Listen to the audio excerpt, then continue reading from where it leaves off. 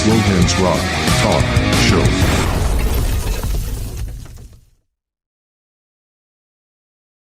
But Christopher, thank you so much for making a little bit of time out of your afternoon to come on to the podcast and speak to myself all about music. We'll talk about music for yourself.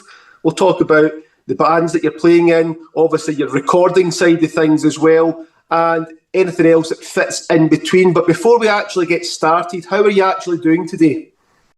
If you're a musician or in a band or have your own business and you're looking for a professional website to be built at an affordable cost, then look no further. Today's episode is sponsored by Nova Web Design.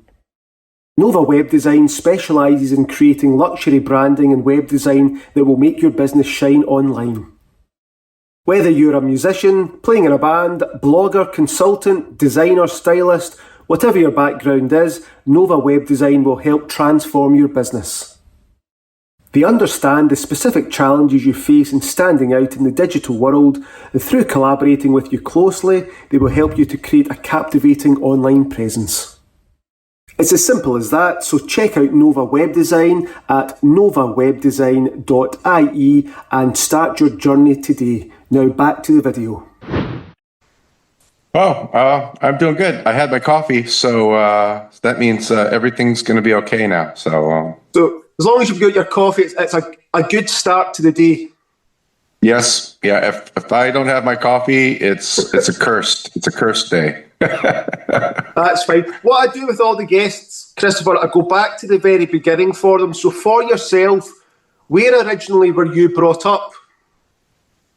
Well, I was raised in the South. I was born in Kentucky, and then I grew up in Memphis, Tennessee, which is very. It's kind of, they call it the Mid-South. It's not all the way south, but it's not north either. And everyone talk like this. I have a Southern accent like this. We talk, Yeah.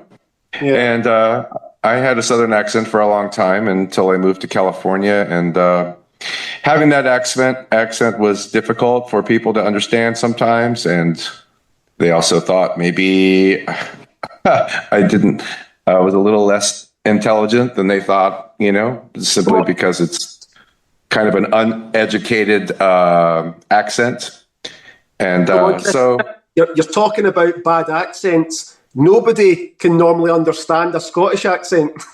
I suppose I just watch so much movies and TV shows that are all like so much in the UK, that I can go Scottish, Irish, English easy enough, It sounds natural to me, probably more than some American accents to me, actually. So, but that's fine. Growing up, though, were you exposed to music from a young age, and if so, where did that come from? Was that siblings? It came from my mother and my grandfather.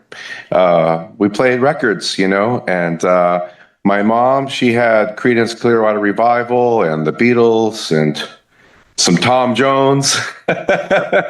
And my grandfather had like Western music from films and Frank Sinatra. And so I had some 50s music from my grandfather and 60s, early 70s from my mom. And they played music all the time. So I just heard it all the time. So I'm just a little child on the ground playing with my cars on the rug and listening to all these records, and I could pull them out and stare at them, and I would put on records myself. And so I just grew up with vinyl records and music constantly. And so, my loved ones influenced me for my music, I remember the Rolling Stones got interviewed, and the guitarists, Ronnie and that, were asked if you could be in another band, what band would you want to be in? And the answer was Creedence, because they're such a good... Yeah. I have a John Fogerty story a little bit. Go for it.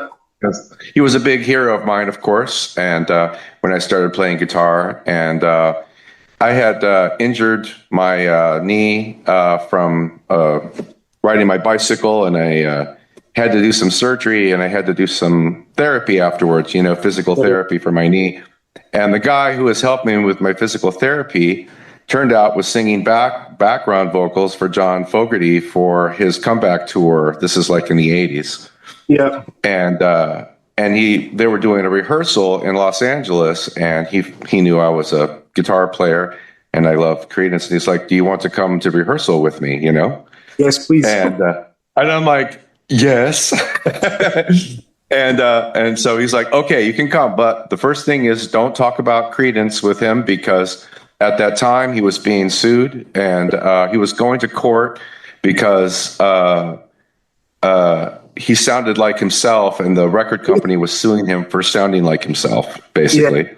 That's a strange one. And so he was really pissed off. So he played no Creedence songs, and so he says, "Just don't talk about Creedence, and you're fine." So we did I went to the rehearsal. I was really quiet. I tried to make myself really small, Yeah. And we played. They played, and I watched them, and then afterwards he kind of came up and he's like, "Oh, hey," he's like, "So how was the rehearsal?" And I go, "It was wonderful, amazing, as it always is with you, Yeah. And he's like, "Oh, well, thanks," and that was it. That was all there was. And then, like, I don't know, 35 years later, I'm in the White Buffalo now, and we're doing shows. And there was a festival that we played that John Fogerty was playing as well. And he was playing Creedence songs again and everything. And of course, I watched the show. And then there's backstage. It's a festival, so everything's like campers, little campers outside that each band gets put in. And so I'm at my little camper outside on a chair, and then I see him come out of his camper and sit on his chair. And we're not far away. And I'm just like, And finally, he kind of looks over. He's like, "Hey," and I go, "Hey," and I go, "Hey, great show." And he goes, "Oh, thanks." And I go, "Yeah, just as great as it was at your rehearsal 35 years ago." And he's like, "What?" And I go, "Yeah." And he goes, "Wait, you're that kid who was at the rehearsal?" And I'm all, "Yeah, that was me." And he's like, "And so you're playing in a band?" And then yeah. And he's like, "Right on. Well, keep on doing it. That's what I'm doing, And it was like really cool. He's a super family man. I mean, like his family plays with him, And so, anyway, it was something really nice about someone that's so famous, that's influenced so many people. He sounds like he's still a very down to earth, normal. Oh yeah, very approachable. And that's what his kind of problem was. Is he was so down to earth. He didn't want to play any of the those games when he was younger. He was kind of, he was kind of like an angry young man who wrote songs and didn't want to play games and just wanted to play music and write songs. He didn't want to be, doing photo shoots and promotion. Yeah, everything else that goes along with it, I suppose. Yeah, he totally went against all that, which, you could kind of tell, because how much live shows have you seen of Creedence? Like almost zero. Yeah. There's not a lot out there. It's almost a shame, though. Oh yeah, it totally is. It completely is. I think it was just a mistake. A youth making a mistake. Of course, that's what youth does. Is they think they know a lot of things, and just enough to cause some problems, And also the time period that they started as well. One of my favourite bands is the Doors, and the remaining members always say that one of the regrets is that they never filmed enough stuff. Yes, but you're thinking back in the 60s, it wasn't as easy to just take your phone out of your pocket. Yeah. Now there's of course, too much. There's just too much, detail. Really, I find that I think people are oversharing too much, of things. And did we really want, of course, people like gossip and they like to know what people's lives are, but I don't, want to get too detailed inside an artist that I really like because I just want to be in the art and not get weighed down with domestic problems and things. Yeah, I think you can maybe pull the curtain back a little bit too much. Yeah. I think that's probably why a lot of the older bands, there's a mystique around them, because you don't know what they were like off stage or backstage or in rehearsal. You only ever seen them on stage. Mm-hmm. Yeah, I think there should be a little bit of that still, especially these days, because it's just, I mean, as an artist, I'm required to like post, daily about things, and I feel, the responsibility I'm supposed to, and at the same time, I really don't want to overshare about anything, and so it's not easy for you're a new band starting out. It's almost like the main focus should always be the music, but it's almost like no, you need to also be a content creator now, and I can't keep up with the amount of social media platforms that everybody's supposed to do. I've got to, even for this podcast, I've got to go to my daughter now and say, right, how do you do this? How do you do that? I'm now starting to show my age as well. But see if you cast your mind back, what was the first album or single that you ever bought with your own money? Oh, yeah. Ooh, that's a good question. I remember going to the record store, and I've been like saving. Literally, it was like change. I didn't have paper money; it was all change, And I went into the record store, and there was a song playing with the music that I had never heard before. And I'm like, I talked to the clerk behind. I say, what is this? And he's like, this song's called Rapper's Delight. And it was like pretty much like one of the first rap songs that ever really kind of came out. And it was a big hit. And the stories that were in the raps talking about going to your friend's house and their mom made chicken, but the chicken tastes like wood and all these things.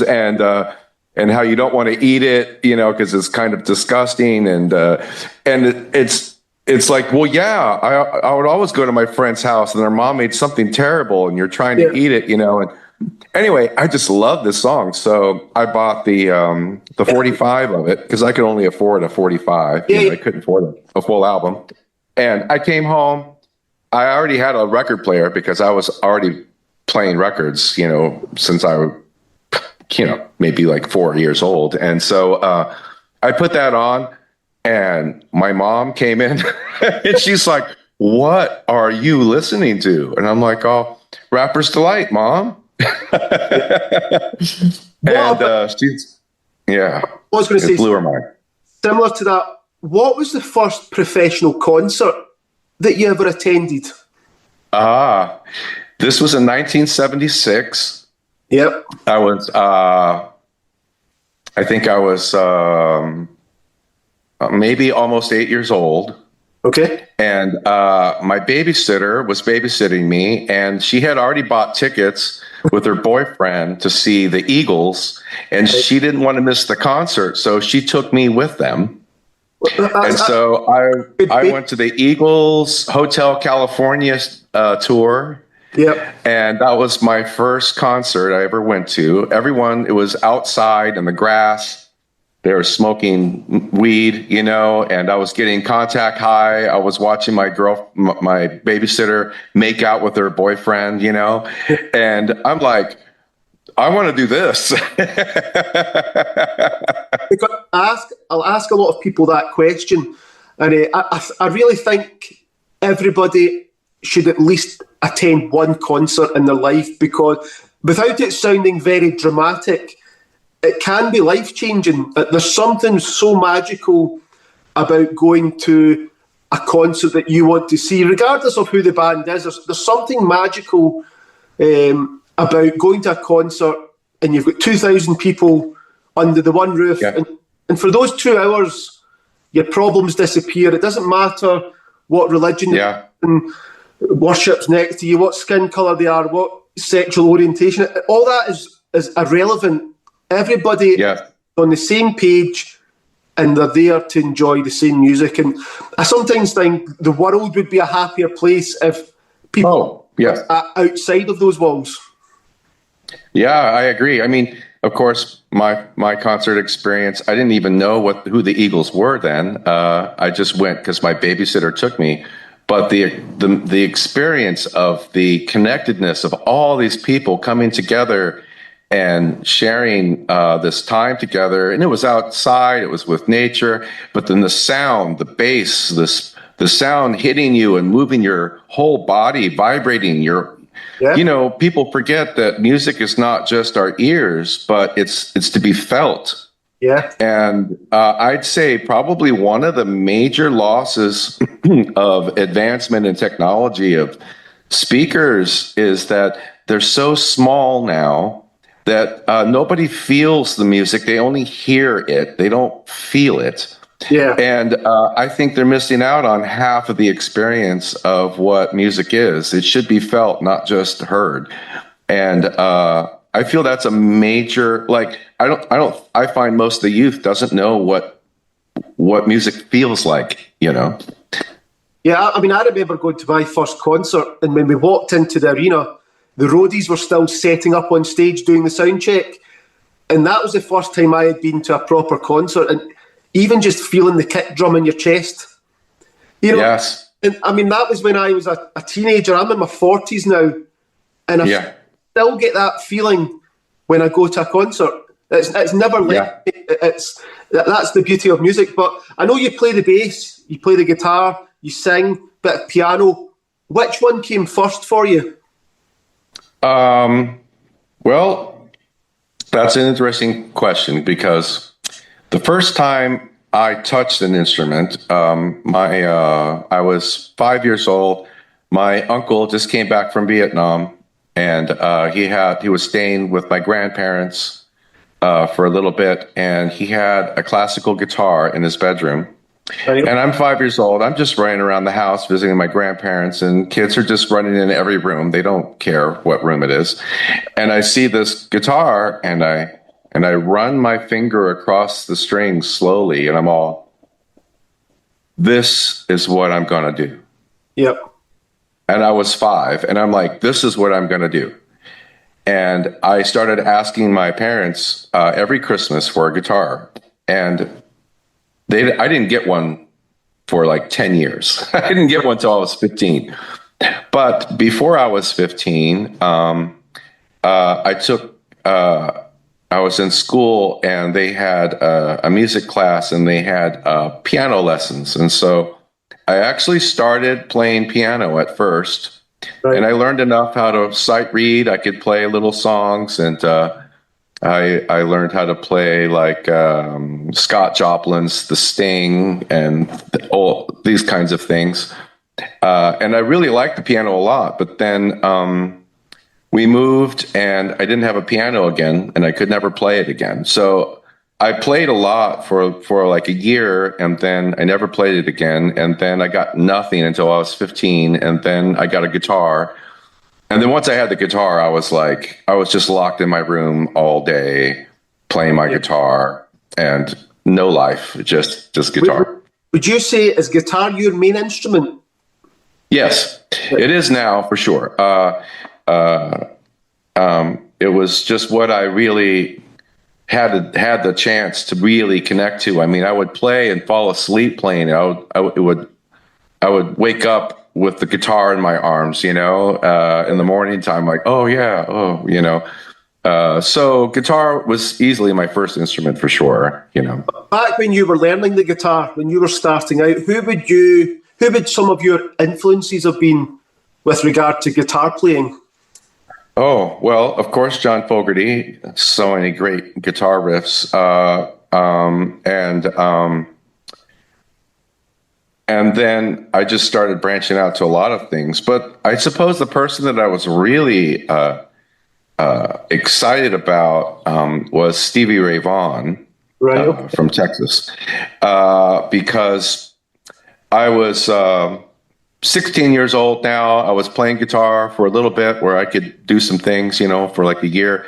And he had a show in town, and it was before he was popular or anything. And I didn't really know much about him, but I went to the show with my stepbrother, and we went there, and he was like, it was like he was like electricity and lightning was coming out of him. He was just like getting struck by lightning, and he was just, it was so electrifying to me. My hair stood back on the back of my neck, and it was just the most exciting thing. It was like he was possessed, and it wasn't him. It was something else. And I'm like, wow. I mean, I want to feel that. Whatever he's feeling, that's what I want to feel, Yeah. And I know that you also do sound engineering, producing. Yes. You've got your Studio Chaos recorders. When did that start? Well, funny enough, it started the same time I got a guitar. I got a guitar and a 4-track cassette recorder the same day. Yep. And I still have my 4-track cassette recorder. And let me ask you a question, because I remember getting a Tascam 4-track long back in the 90s. And that blew my mind, because prior to that, all you had was a tape recorder. You press tape record. And all of a sudden, I've got this 4-track, and you can record on the first track. You can then record a second guitar. You can then record. Yeah. You could then panel that to one track and keep layering up. And yes. You had to be very creative, because you didn't have that much to play with, but it was just something that I'd never done before, and it was brilliant. But you fast forward all these years, I've got like a little man cave at the side of my house, and almost a professional setup, and it's not cost too much to do like a Pro Tools setup, and obviously it's all digital. The options are limitless with what you can do with it. Yeah. You think back to see all the classic bands like Creedence, The Who, The Doors, The Rolling Stones, all those types of bands. The recording gear they were using was so unbelievably primitive, but those albums sound outstanding. They sound just as good today as they did back then. Sure. What's your thoughts on recording equipment now? Is it almost too good? Does it make a band lazy because you can do whatever you want, or does it just depend on the band and how they decide to use it? I think, certainly there can be laziness involved. I mean, I record a lot of bands and artists, and it's amazing how quickly they feel they're just kind of done. Like, they'll do like 3 to 5 takes and they're kind of done. And maybe their hero is Tom Petty or Led Zeppelin or something, and I'm like, you realize that your favorite bands would take 30, 40 takes for a song. I mean, you can't even play 5 takes. I mean, 5 takes, in my opinion, is warming up before you even hit. Yeah, but I find really what the real, I think, thing is the process. The process has changed. The process was what it was because of the limitations. They had to play live. They had to play together. Yep. And people are not playing together now. They're playing one track at a time. And it's like texting a conversation instead of having one face to face. The flow is not there. Yeah. It can't be, because you're not together. Literally, you're not together doing this. And so you get the communication, but you don't get the flow. And you need to play together. People need to play together and make it together. And that's a big missing component that people do now. Yeah, the other strange one is there's a lot of bands now. The first time they play the song start to finish is when they step on stage, because they record it in bits. Or the one that I'm not a fan of is recording a riff and then copy paste. I like it being start to finish, because although you might be playing the same thing for each verse, it might have a slightly different feel. I mean, it's not the same thing. Yeah. It shouldn't be the same thing. In fact, like a verse, one verse should feel different than the next verse because it's moved on. A chorus shouldn't be the same chorus. It should have a building chorus and a bigger chorus and a smaller chorus. There needs to be a flow with all these things. It's not. First of all, that you're even talking in pieces is a mistake.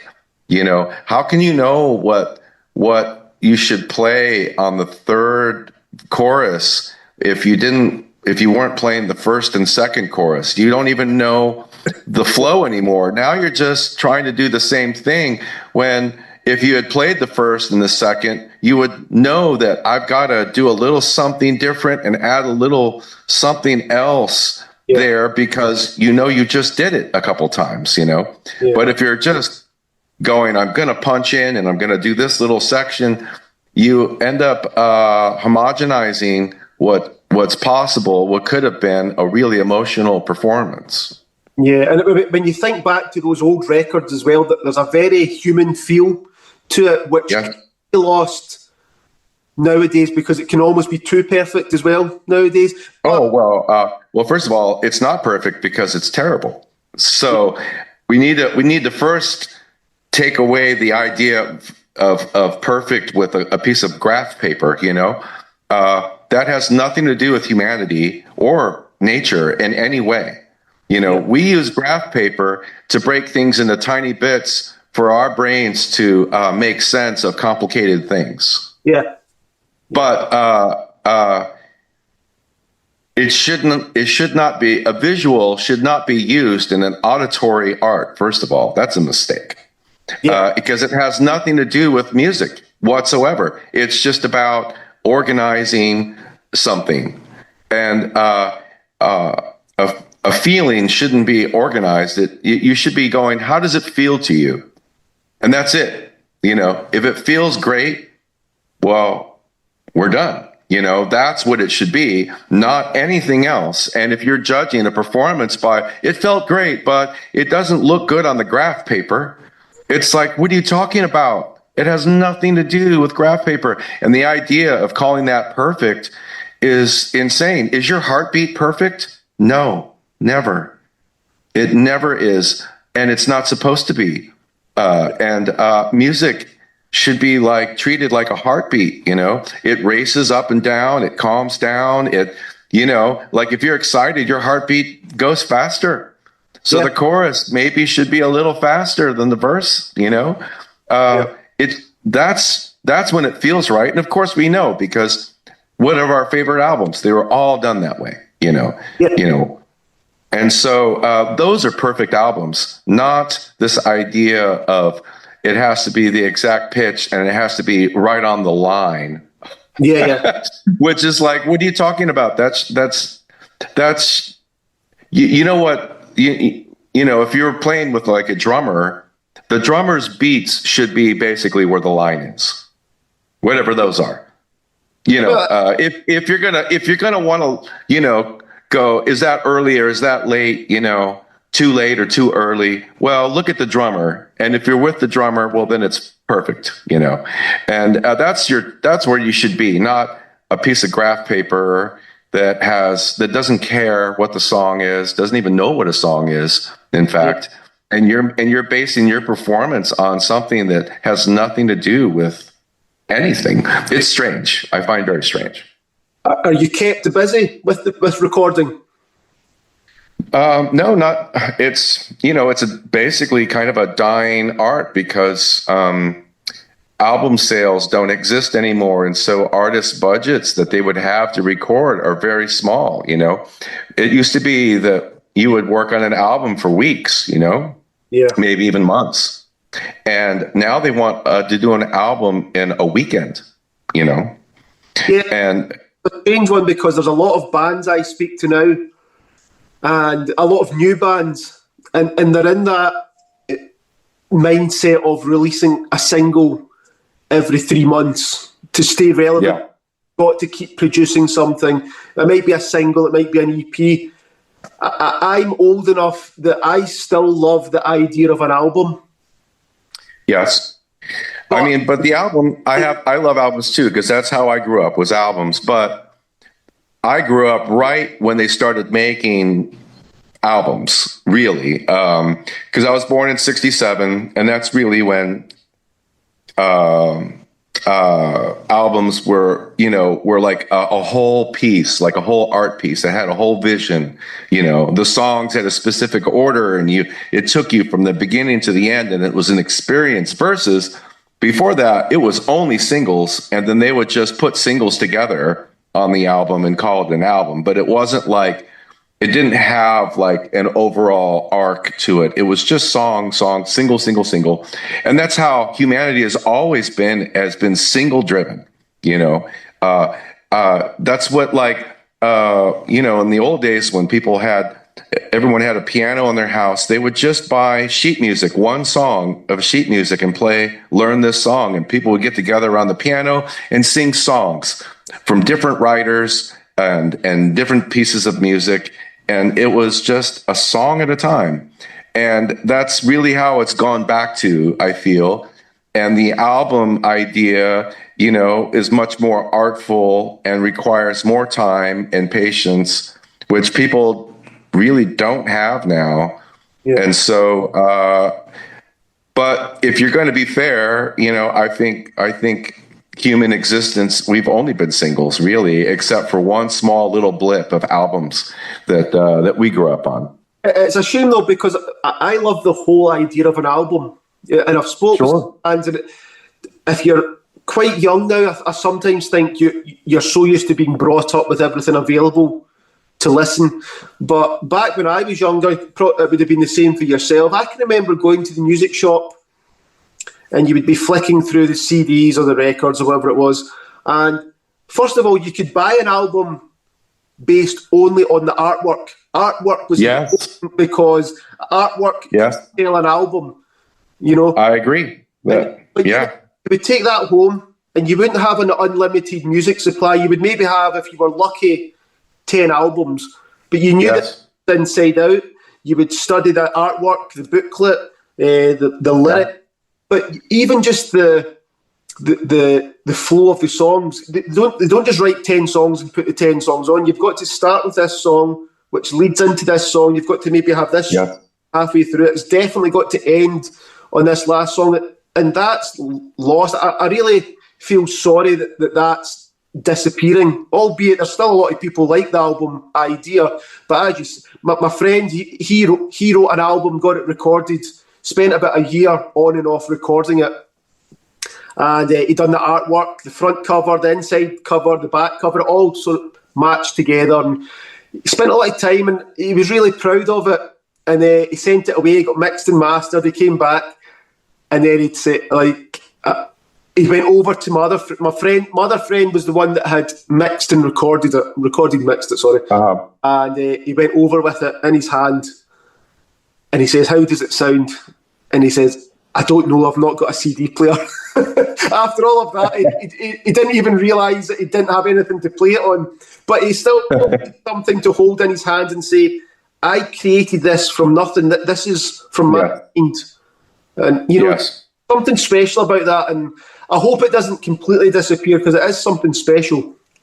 I agree. It's a very interesting problem that we have these days, where when it's tangible, when it's limited, it's more special. I mean, the fewer copies that are made, the more value they have. Just like, a Van Gogh painting, it's one. That's it. Yeah. And so the value is equal to this, versus you make a song digitally and it's unlimited, virtually unlimited. And so and people are listening to it they didn't buy it because it wasn't even made. They're just listening to it. And so for them, it's hard for them to even find a value for it because it's not in their hands. So they feel it didn't cost anything. So why should they pay anything? Of course, they don't realize the amount of money and time it takes to make something. Yeah. But because it's not in their hands, they didn't go to a store and put it in a basket and go to the checkout counter and take it home. The value of it is different. They didn't pay for it. It didn't cost them. They sacrificed nothing to listen to it. And so the value of it is small. A cup of coffee has more value than a whole album does, you know. If they didn't deliver papers or cut grass for a month to save up to buy the thing.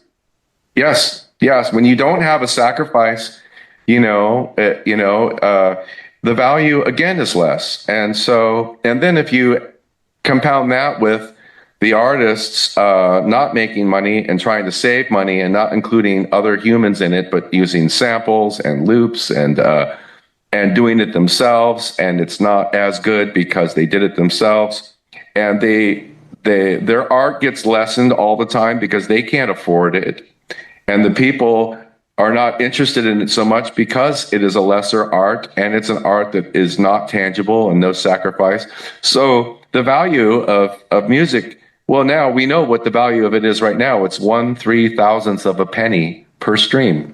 I mean, it's terrible. I had a new band. I think they're down in London, and they're up and coming. They're really good. They've got a lot of potential. Just a very quick message to say thank you for watching. Remember to subscribe to the channel, hit the notification bell so that you don't miss any future videos. Like and leave a comment. Let me know what you think of the episode and give me some suggestions on who I should interview in the future. Back to the video.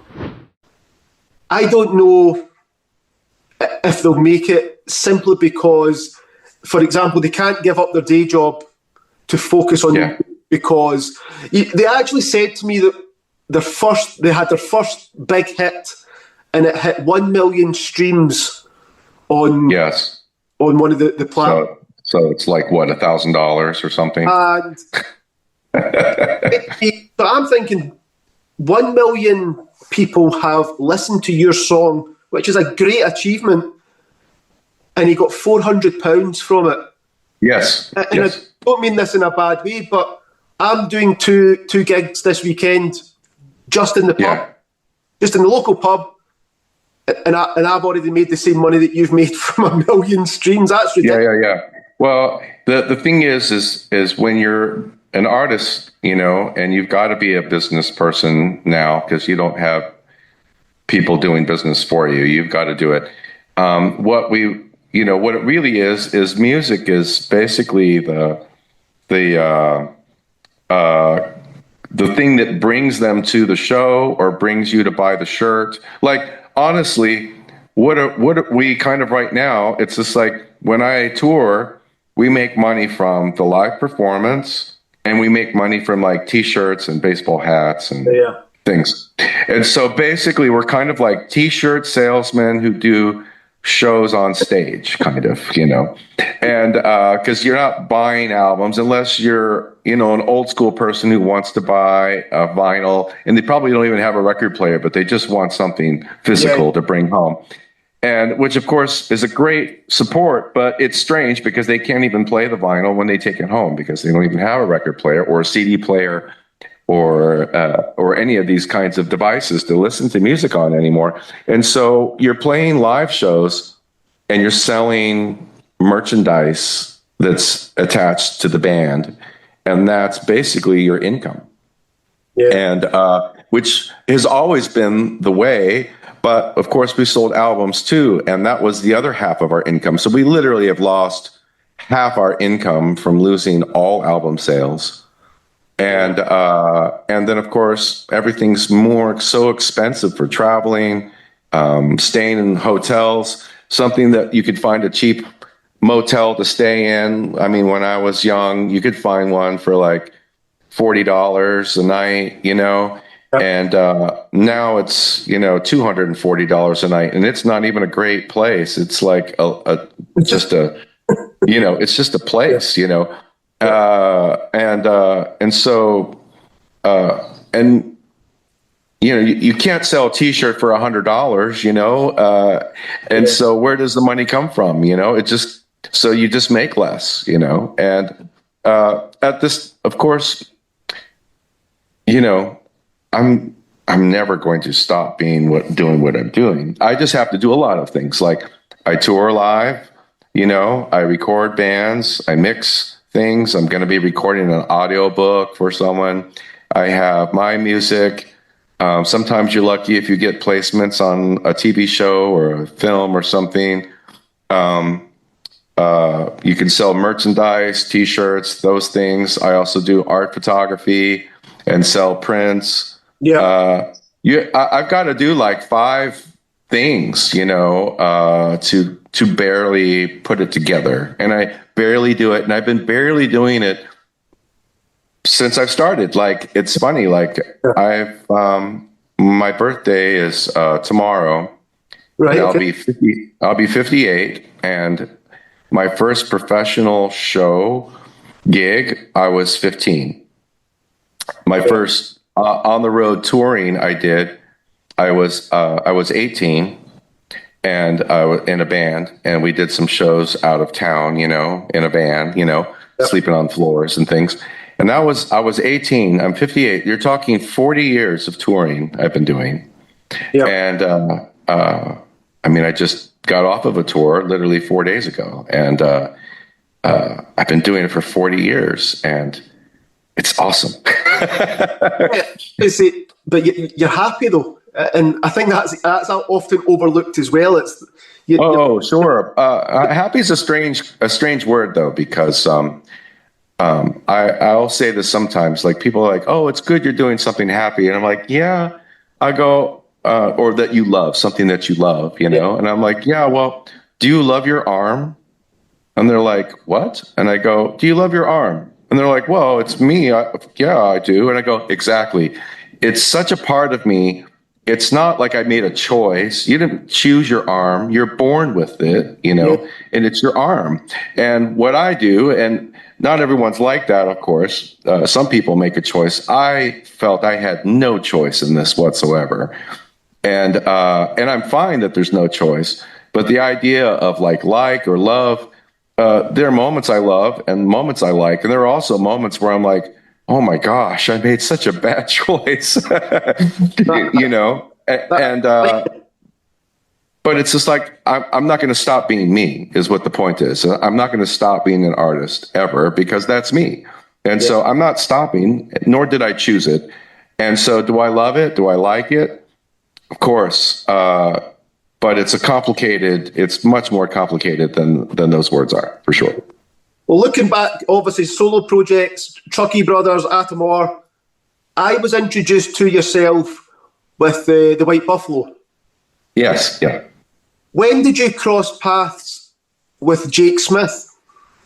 Well, it's interesting. The drummer, Matt Lynott, or Lynott, as they will say in the UK, especially in Ireland, from Phil Lynott, but is that it was him, it was Matt, because he started playing with me, with the Truckee Brothers, the same exact time he started playing with Jake. And I was a singer in my band. We had 2 singers, and we sang at the same time. And I was lead guitar player and co-singer of the Truckee Brothers. And Matt started playing drums for us. And Matt started playing with Jake. And we would basically fight over Matt, like, "No, he's playing with us this Friday." It's like, "No, I booked the gig," And so we would like basically fight over Matt, basically. And so my first experience with Jake is literally just going like, "No, he's going on tour with us," And I didn't really get to spend time with Jake until after the Truckee Brothers broke up. And Matt was still playing with Jake. And of course, I'm recording bands. And actually, I recorded some White Buffalo songs at my studio. Yeah. And so that's when I first actually spent time with him. And we got along really well. and then we recorded, and then, you know, that was it. And then I would sometime go to a show just to support my because Matt's my best friend. So I would go see Matt play. And so I would say, hi, Jake, you know, it's like, hi, you know, that thing. And so it was just in that kind of a way. And then it turned out that their bass player at the time, a new baby was coming on the way. He already had a baby, and he's like, I can't do any touring right now. I've got to be a responsible dad. I can't do it.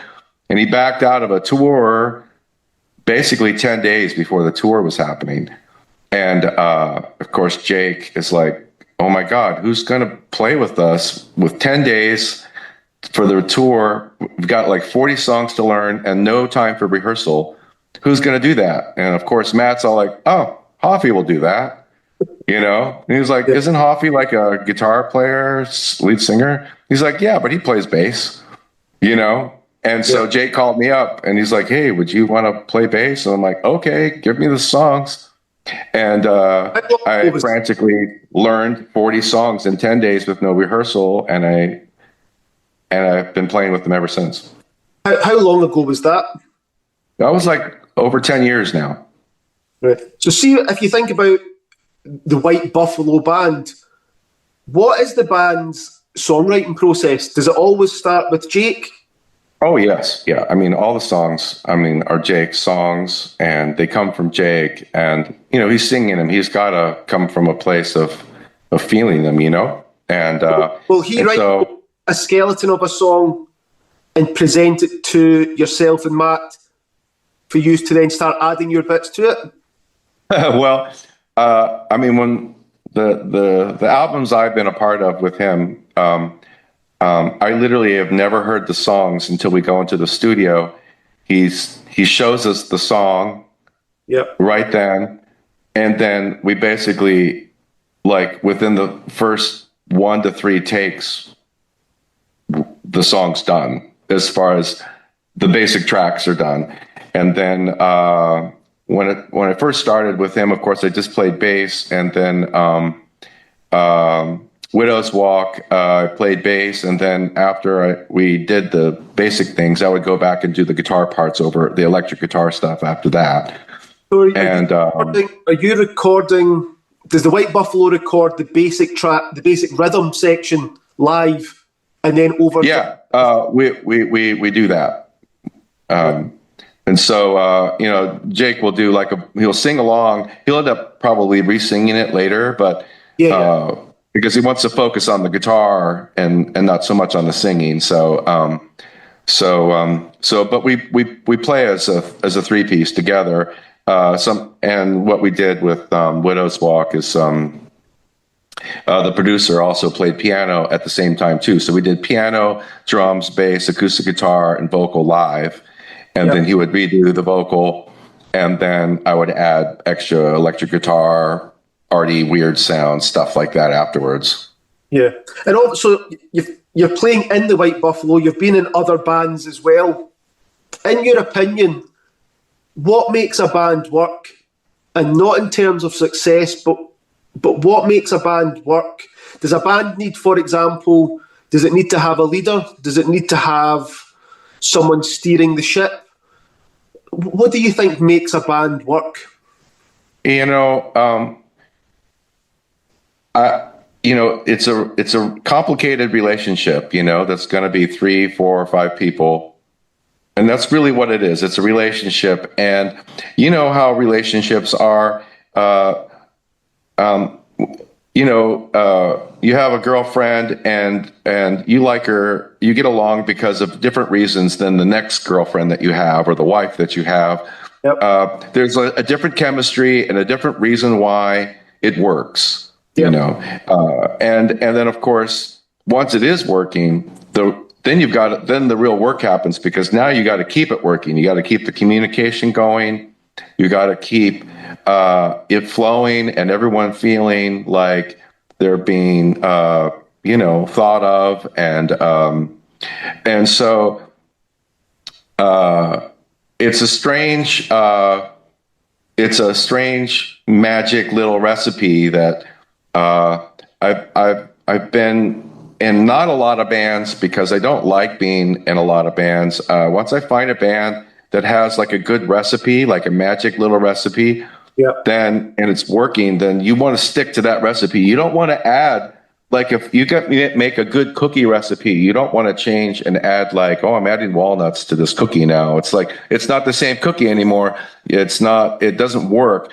And so when you find something that works with people, like we're a 3-piece, and I'm playing like 3 instruments and singing backup on it. Why? Because we want to keep it as a 3-piece. Because if we change the recipe of the cookie, it can cause it cannot work. It can cause problems, and so it's a very delicate thing of a chemistry of a band. But I don't find that there's one thing in particular, except if you want the band to last, you have to communicate with each other. Yeah. If you don't communicate well, I find you're going to be in trouble long term because it's necessary. Like any relationship, communication is very important. I think it's more important to do things together than it is. Like we've never really rehearsed as a band ever. Yep. We just get together and we play. I've been playing for over 40 years, and so I don't need to rehearse. I don't need to know how to play with a person or listen. And so we don't need to do what we needed to do in our 20s. And so what's important? More important is like, hey, let's go to, go see a movie or go watch a sports game or just hang out in the bar and have a pint or let's meet at the coffee shop and have some coffee. And those are the things that really are probably way more important than anything, is just doing things together in a work environment to stay connected. So then when it is time to work, the connection's there and you just do it, Yeah, I mean, I've seen the White Buffalo, I think maybe 4 or 5 times now. I've seen you in Glasgow just earlier in the year. And when I watch that band on stage, it's going to sound really silly, but the reason that I like the band is that you play as a band. The 3 of you are playing, and what each of you is playing makes the song sound better. And that sounds silly, but there's nobody fighting for the spotlight. Everybody knows what they have to do to make those songs sound as best they can, and you play as a band. You bounce off of each other. And it sounds strange, but there's a lot of bands don't do that, and there's a lot of bands where the guitarist, the lead guitarist is fighting for the spotlight because they want to be able to show off, and it drives me up the wall because that's not what it's about. No, it's not. I find the song is first, Yeah. The song and making the feeling right for the song. And then what's next is keeping connection with the people I'm playing, and then at the same time connection to the audience that's in front of me. Yeah.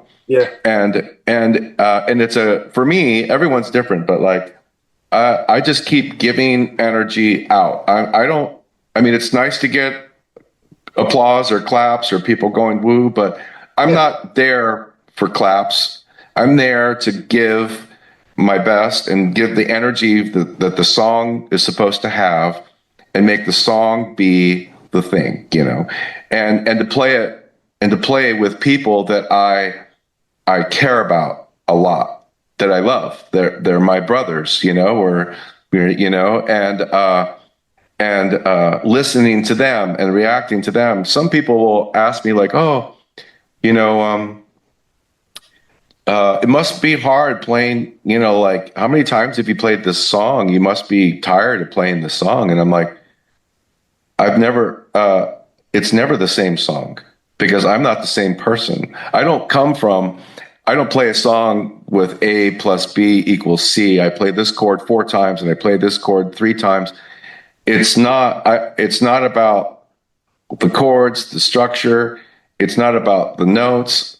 It's about feeling, and I feel different every time. And what's great about the shows is that one song one night will feel the best of that night, and then the next night that song is not the best, but this other song feels, and they're all different. They're always different. Like, I don't play the same thing exactly ever, nor do I want to. Yeah, the White Buffalo. It feels very much like a live band. If I watch you play Modern Times 10 times, it's going to be slightly different for each of those 10 times. But that's what makes it great. I mean, of course, it's the same song each time, but it's not a copy. No, we're not interested in doing the same thing, and, we hear different things, different nights. And Matt will do something and it makes me do something. And then, or we hear Jake speed up or slow down and we speed up and slow down. And it's very organic and feeling wise. And that's the thing that the three of us have in common, is we're all about the feeling, and so if we're going feeling oriented versus song structure and how many times you do something, then it's going to be different all the time and very organic. And we have much more enjoyment. I don't ever feel like I've ever done anything the same, so I'm never bored. I'm always it's always very exciting and interesting and what's going to happen this time, Yeah. Is it interesting playing live as well, because if you record the album, you'll have your own personal favourite songs. They might be the same as other guys, they might be different ones, but I suppose when you're recording them, you think this song's going to go down great live, and you might be completely surprised, and it might be something you weren't expecting, or there might be a song that it just takes on a completely different feeling in the live environment. That's the beauty of live. Oh, well, for sure. And especially for us, because since we are a three-piece,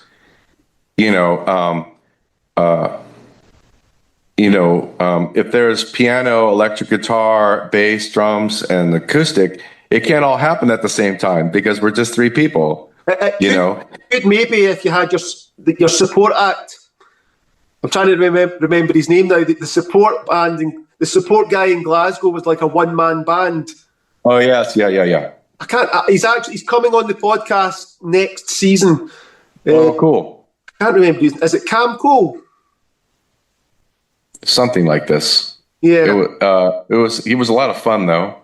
A lot of fun. Interesting guy, because when I walked into the O2 Academy, I seen the White Buffalo poster up, and then it said special guest, and I'm like, I know that name, but I couldn't think who it was until he walked out on stage. And then I was like, I seen that guy on YouTube about 5 or 6 years ago, and he was amazing. He was like a busker on the street. Yeah. And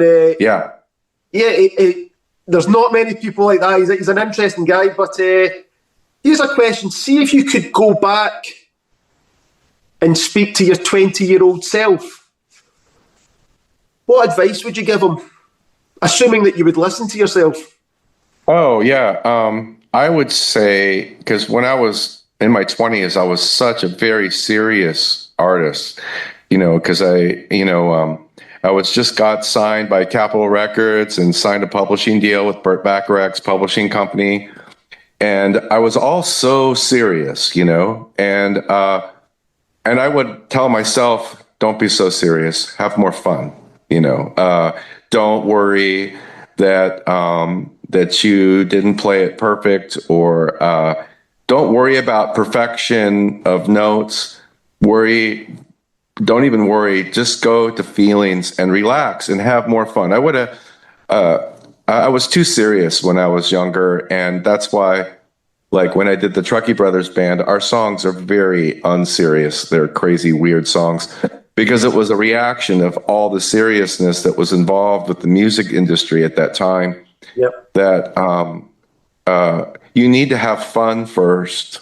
You need to play with people you care about, with songs that mean something to you, and don't worry if you make a mistake, and have fun, and you're going to enjoy everything much more. The shows are going to be much better. It's all an improvement when you work from that thing first. So I now, and I'm 58 years old tomorrow. Have fun first. Do fun. What makes you feel good? Playing with people that you care about. Don't play with people just because they're a good player, but you don't like them as people. You got to play with people that you want to be around with, regardless if you have a show or not. Here's a question for you. You do recording and producing other bands. You do writing and recording yourself. Mm-hmm. Obviously, I know photography is another big passion of yours. And then obviously performing live. If you had to pick just one of those things to do for the rest of your days, which one would you pick? It would be performing live. Yeah. Because ultimately, you're kind of getting a lot of things satisfied that you want to have happen. Like for me, ultimately, I'm an artist, but I'm a connector. I want to bring people together, Yeah. And when I bring people together, it satisfies a lot of things for me. Where I feel like this is a good life. If I spend my time bringing people together to have to be lost in a really good moment with their lives, however difficult they can be, bringing all types of people, different political sides, where none of that is there. There's none of that divisiveness. It's togetherness. One, it reminds everybody that we're all together in this. And I see them smile, laugh, cry, put a fist in the air, give them all those kinds of feelings. Yep. And the travel, because I like to travel. It's like live touring live. That's the gold. That's where the gold is. If you have the stamina, the physical, mental stamina to do it, because it's not something for everyone. In fact, I think very few people can do it without ruining themselves, Yeah. The three of us do really well this way as well. And playing live, that's so magical. Yeah. Magical.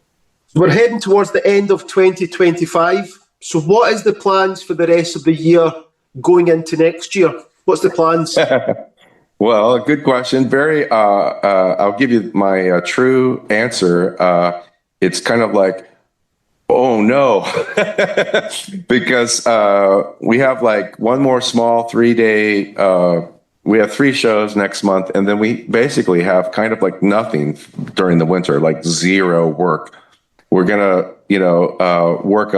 Jake's working on writing a new album. We're gonna try to maybe start, hopefully recording maybe January or February, but he's got to start with some songs first. So it's just a question mark of nothingness. And so for me, as a person who I have to pay my rent, I have to eat like everyone else. I'm like, oh my God, how am I going to make it these next 3 months, basically? And so I'm like looking for work, looking for recording an audiobook or recording a band or working on my own things, trying to get some of my music placed in some TV things, or I'm scrambling, I'm literally going to be scrambling. I don't know how I'm going to make it through those 3 months, but that's how it is. Like, I've been saying this since I was 18 years old, and I left my house, and I was on my own. I've had a few regular jobs in my life when I was young, in my 20s, but I've pretty much been a full-time artist really most of my life, and I don't know how I do it, honestly, but you just do. And that's the great thing about people, is they don't give themselves enough credit. So a couple gets married, they're broke, they have a child, they can't afford a child, but guess what? They somehow figure it out, right? Yeah. And people figure it out, and I somehow I figure it out, and I don't really know how I do it, but I do. Well, before we finish up, Christopher, I like to ask some fun questions. So I'll ask a question, you just tell me what pops into your head, okay? Okay. So imagine you could go back in time, anywhere in the world, big concert, small concert. What is the one concert that you wish you could have attended? Ooh, interesting. I would probably think it would be the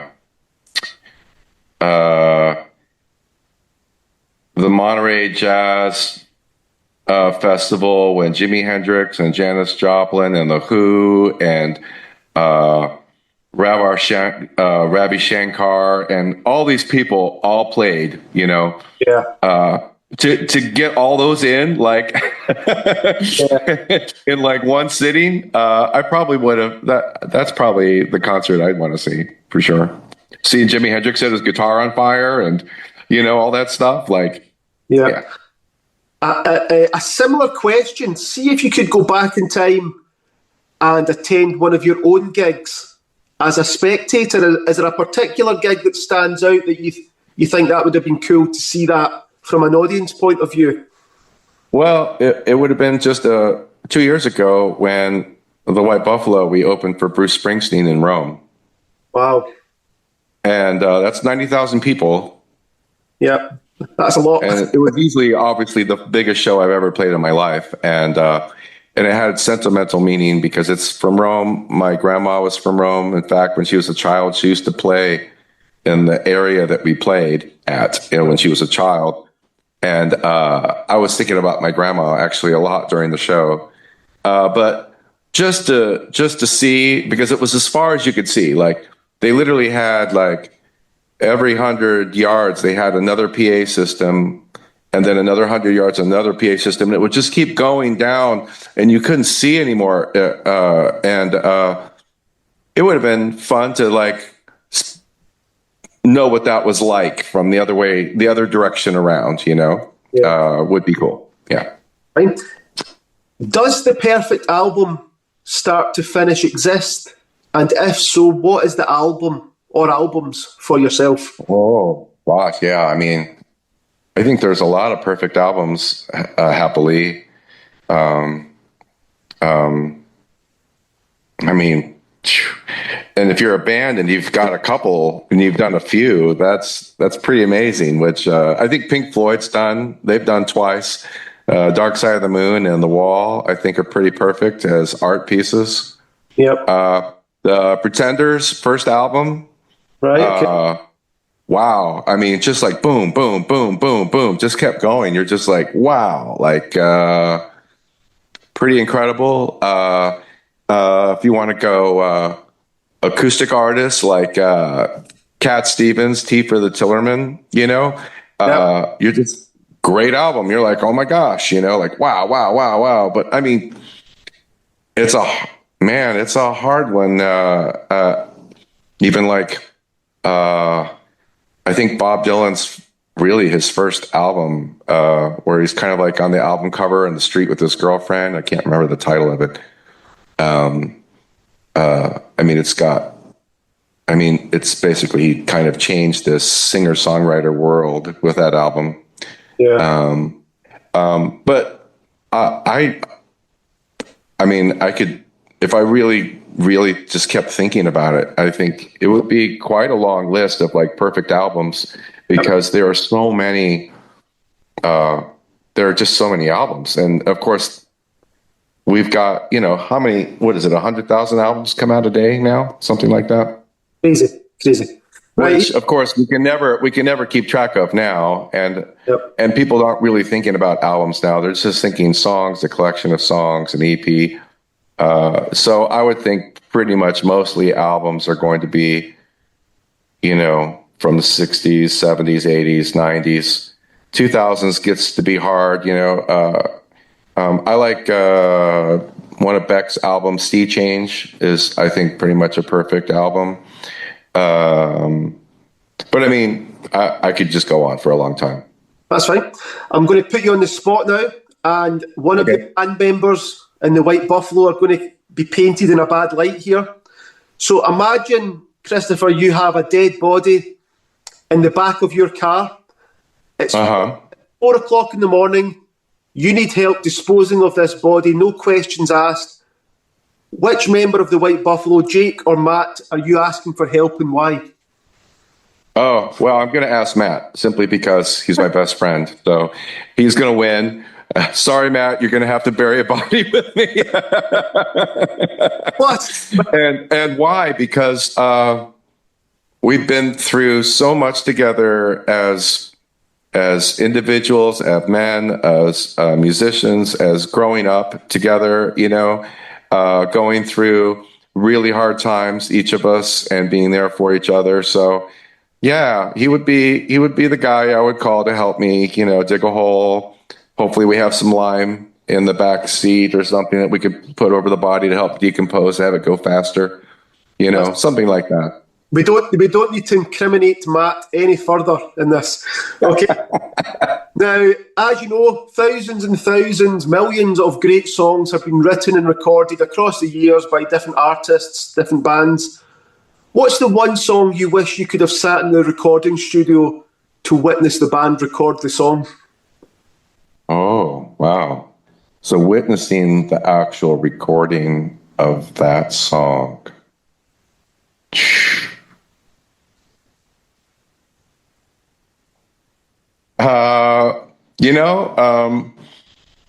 Maybe like Riders of the Storm with the Doors. That might be pretty awesome. Yeah, because that was live, and there wasn't overdubs, is what I'm saying. Like, there's a lot of process that goes on with albums, and there's few songs that are done completely live and they're kept. Yeah. And so, and it's such a vibey song, and to see Jim Morrison just, walk through that, the whole band listening to each other and playing different things. And it would be a pretty awesome song to see live. No, I can't argue with you there. And the last question for yourself.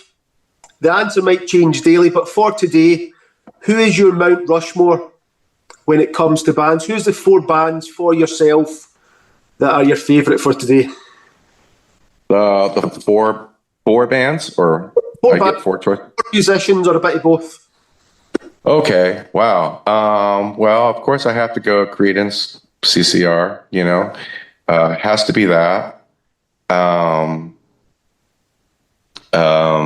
It gets much trickier after that.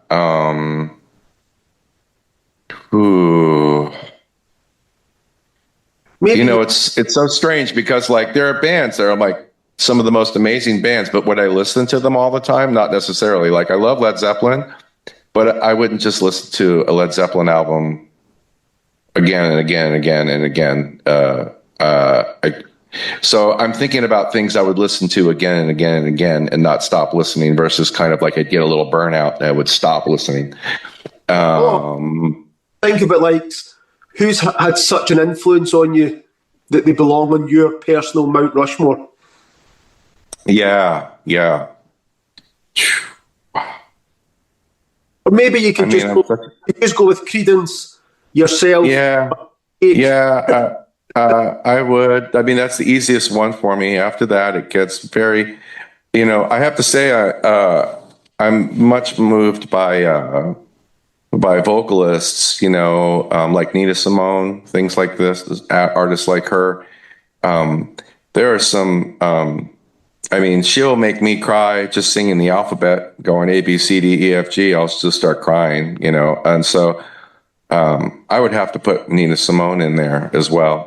For sure, easily. And there's so many amazing female artists that people, besides bands and guys and, Leonard Cohen and Bob Dylan and all these, Chris Christopherson and these kinds of songwriter types, or Johnny Cash. And you could keep going. I could go for like a long time. Yeah. And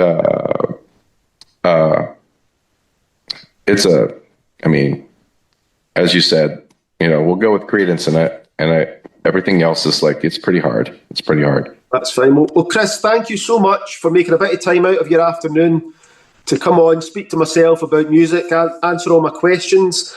I do wish you all the continued success. Of course, you will be back in Glasgow at some point, and I will be there to cheer you on. Yeah, love Glasgow. I love going to that, what is it, that little bar, Nice and Sleazy, I think. Yeah, nice? Sucky Hall Street.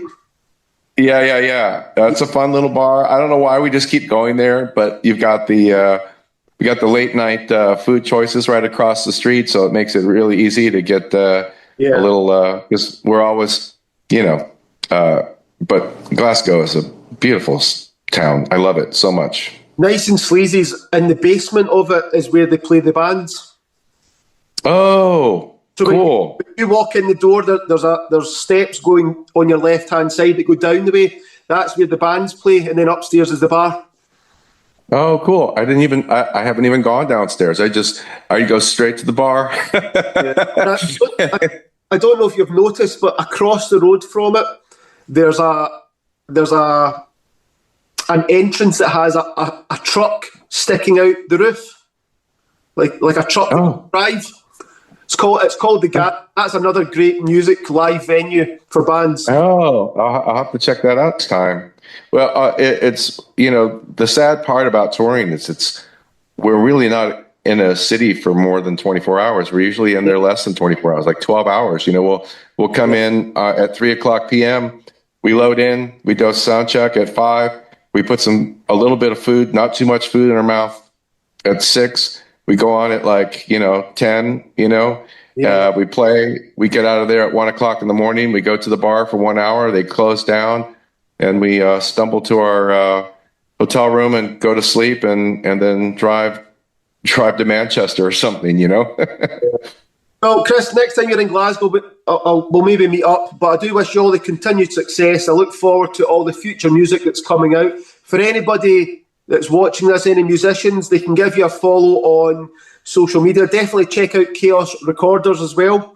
Obviously, you do recording, you do mixing, all that sort of stuff, and they can catch up with everything that you've got going on. And then there's a photography side of things. I think that's mostly on Instagram as well. But you've got a lot going on, so that they can check it out. And until next time, thank you so much for coming on. Thank you so much, Ian. It's been really great. Really great. Thank you.